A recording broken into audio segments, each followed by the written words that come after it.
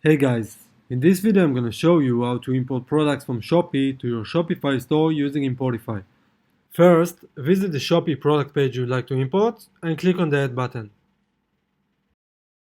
The Importify editor window will be open up and you can edit the product title,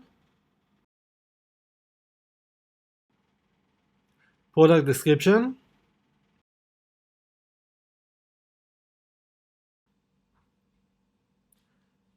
and the pricing.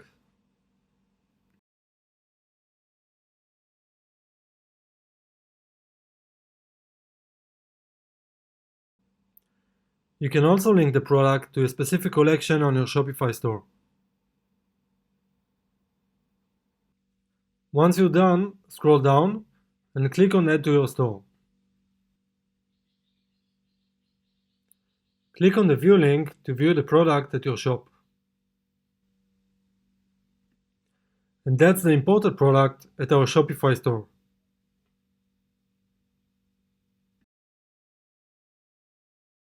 That's it. Thank you for watching this video. Please make sure you subscribe for our YouTube channel for more dropshipping tips and Importify updates. See you next time.